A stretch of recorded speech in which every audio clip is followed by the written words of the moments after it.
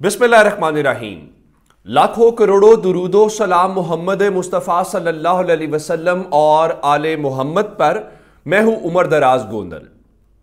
पाकिस्तान के इस साल की सबसे बड़ी सियासी खबर क्या है? साल के इख्तिताम के ऊपर इलेक्शन कमीशन ऑफ पाकिस्तान ने तहरीक इंसाफ को अमली तौर पर इलेक्शन के लिए कलदम करार दे दिया है, जिसको आप कहें कि पाबंदियां लगा के पाकिस्तान तहरीक इंसाफ का इंतखाबी निशान जो बल्ला बैट उनके नाम से मुंसलिक है, उनसे मशहूर है और तहरीक इंसाफ उसके ऊपर इलेक्शन लड़ चुकी है, उस इंतखाबी निशान को वापस ले लिया गया। बुनियाद क्या बनाई गई है? बुनियाद यह बनाई गई है कि पाकिस्तान तहरीक इंसाफ ने इंट्रा पार्टी के जो इलेक्शंस करवाए हैं वो इंट्रा पार्टी इलेक्शंस पार्टी आइन के मुताबिक नहीं है, तो इसलिए पाकिस्तान तहरीक इंसाफ का इंतखाबी निशान बल्ला उनसे वापस लिया जाता है, जिसका मतलब यह है कि बैरिस्टर गौहर पाकिस्तान तहरीक इंसाफ के चेयरमैन नहीं रहे। तो क्या इमरान खान दोबारा चेयरमैन बन गए हैं? यह भी एक सवाल है। पेशावर हाई कोर्ट ने चूंकि कहा था कि 22 तारीख को आप हर सूरत फैसला सुनाएं, और अंदाजा करें अगर इलेक्शन कमीशन ऑफ पाकिस्तान ने आज 2 दिन की तोसी न की होती तो आज वो कागजात जमा कराने का आखिरी दिन था और इलेक्शन कमीशन उसके बाद फैसला सुना रहा है। अब सवाल यह है, ये जो काम किया गया है इससे होगा क्या? एक तो यह कि पाकिस्तान तहरीक इंसाफ के बल्ले के इंतखाबी निशान के ऊपर कोई उम्मीदवार मैदान में नहीं होगा, एक बात तो यह हो सकती है, और तहरीक इंसाफ को कोई भी किसी को भी इंतखाबी निशान के तौर पे अपना वो टिकट ही नहीं दे सकती। आप समझे, कोई इमरान खान का उम्मीदवार ही मैदान में नहीं होगा, कोई क्लेम ही नहीं कर सकता, किसी के पास वो हो नहीं सकता। लेकिन ऐसा नहीं है कि ये प्लानिंग्स करें और इमरान खान की जेब में कार्ड्स ना हो। इलेक्शन से 46 दिन पहले ये वारदात करना, और इलेक्शन कमीशन ऑफ पाकिस्तान को आज भी सुप्रीम कोर्ट में कहा गया था कि बादी नजर में लेवल प्लेइंग फील्ड न मिलने का शिकवा या वो शिकायत दुरुस्त है। अब जब आपने बल्ले का इंतखाबी निशान वापस ले लिया है, तहरीक इंसाफ के पास क्या ऑप्शंस हैं? तहरीक इंसाफ इस फैसले को चैलेंज कर सकती है, और चैलेंज करने के हवाले से सुप्रीम कोर्ट ऑफ पाकिस्तान का भी रास्ता है, और इलेक्शन कमीशन का सेक्शन 215 जो है वो पहले सुप्रीम कोर्ट में अपील का हक देता है। यानी ये नहीं है कि रास्ते बंद हो गए हैं, लेकिन इस बार आजाद उम्मीदवार की हैसियत से तहरीक इंसाफ उम्मीदवार मैदान में नहीं उतारेगी। मैं आपको प्लान्स बताता हूं। एक तो यह कि इसको अदालती चैलेंज किया जाएगा। इलेक्शन एक्ट 2017 के अंदर यह लिखा गया है कि अगर किसी जमात की इनलिस्टमेंट खत्म कर दी जाए तो वो हाई कोर्ट बराह रास्त चैलेंज करेगी। यानी अब पाकिस्तान तहरीक इंसाफ इसको सुप्रीम कोर्ट से पहले हाई कोर्ट के अंदर चैलेंज करने का इख्तियार रखती है। लेकिन हाई कोर्ट में जज सामिर फारूक साहब तो छुट्टी के ऊपर हैं, तो हो सकता है तहरीक अब मंडे के रोज छुट्टी बनती है, क्योंकि 25 दिसंबर है और 25 दिसंबर को मुल्क भर में आम तातील होती है। अब कल हफ्ता है, कल भी अदालत नहीं होगी, इतवार को भी नहीं होगी, सोमवार को भी नहीं होगी। अगले 3 दिन पाकिस्तान तहरीक इंसाफ इसको चैलेंज नहीं कर सकेगी, और मंगल के रोज पाकिस्तान तहरीक इंसाफ जो है इसको चैलेंज करेगी। यह फैसला टिक नहीं सकेगा। अब उसमें खास बात क्या है? खास बात यह है कि इलेक्शन कमीशन ऑफ पाकिस्तान ने जो शेड्यूल दिया हुआ है उसके मुताबिक आप यूं कहें तहरीक इंसाफ के पास अभी 10-15 दिन हैं। वो कैसे? 13 तारीख को आपने पार्टी टिकट्स मिलने हैं, या उससे 10 तारीख तक पार्टी टिकट्स आपने जमा करवाने हैं, जिसकी बुनियाद के ऊपर इलेक्शन कमीशन जो है वो इंतखाबी निशान अलॉट करेगा। तो 10 तारीख तक तो पाकिस्तान तहरीक इंसाफ अपनी कानूनी जंग लड़ सकती है। 1-2 रोज के अंदर अंदर ये तहरीक इंसाफ को इस चीज के ऊपर रिलीफ मिल जाएगा। और ये जो सारा काम है कि तहरीक इंसाफ ने इसके ऊपर होमवर्क किया हुआ है, और यह फैसला मुतवक्के भी था। आज मैंने आपको बताया था कि इलेक्शन कमीशन के अंदर राय यह है कि तहरीक इंसाफ को बल्ले का निशान दिया जाए, लेकिन कहीं और से राय यह थी कि नहीं, तहरीक इंसाफ से बल्ले का इंतखाबी निशान छीना जाए। क्यों?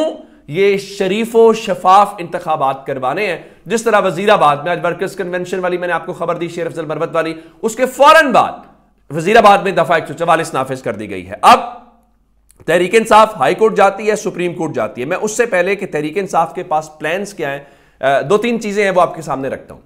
लेकिन मैं आपको एक तारीखी हवाला देना चाहता हूं। जब मुल्क में मार्शल लॉ जनरल जिया ने लगाया तो तहरीक पीपल्स पार्टी के पास जो है वो इंतखाबी निशान उनसे जो तलवार का है वो छीना गया। तो क्या पीपल्स पार्टी खत्म हो गई? सवाल का जवाब है नहीं। क्या पीपल्स पार्टी का वोटर कम हो गया या खत्म हो गया? सवाल का जवाब है नहीं। उस पीपल्स पार्टी ने उसके बावजूद हुकूमतें बनाई।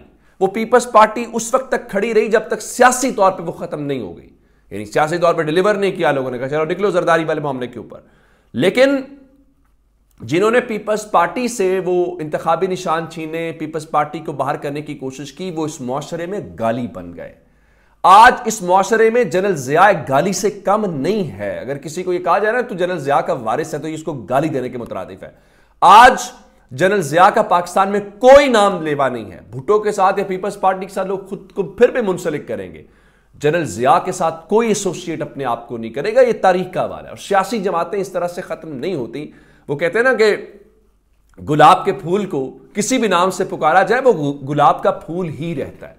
सियासी जमातें इस इंतखाबी निशान से आए, उस नाम से आए, सबको पता है इस वक्त इररेलेवेंट है ये चीजें। इंतखाबी निशान फला फला, इस वक्त एक ही चीज रेलिवेंट है और वो है इमरान खान। इमरान खान जिसके ऊपर हाथ रखे वो चीज चलेगी। अब तहरीक इंसाफ के पास खुश होने वाली क्या बात, एक अपील का हक मौजूद है। आप हाई कोर्ट जा सकते हैं, आप सुप्रीम कोर्ट जा सकते हैं, लेकिन उससे अलावा भी तहरीक इंसाफ के पास प्लान ए और प्लान बी मौजूद है। वो क्या?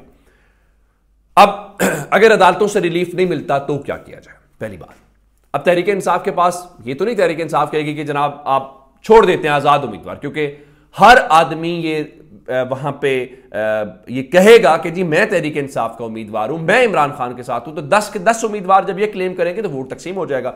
ये ऑप्शन ठीक नहीं है।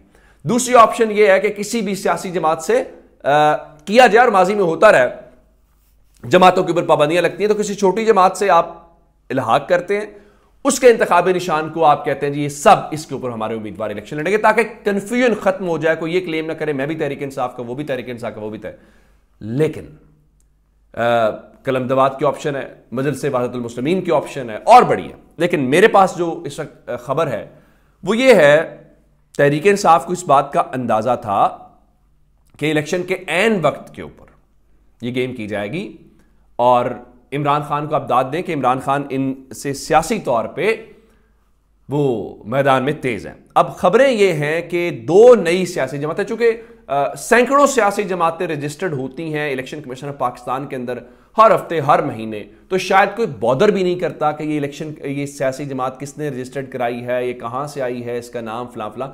जैसे पीटीआई पार्लियामेंटेरियन को वो कोई इस्लाहात वाली जमात थी तो उनको करके वो सारा कुछ हो गया। अब खबर यह है कि दो सियासी जमातें already Pakistan Tehreek Insaf election commission में रजिस्टर्ड करवा चुकी है। अच्छा, अब उनका इंतखाबी निशान भी तो कोई होगा। अब उस इंतखाबी निशान के ऊपर भी तहरीक इंसाफ मैदान में जा सकती है अगर अदालतों से रिलीफ नहीं मिलता।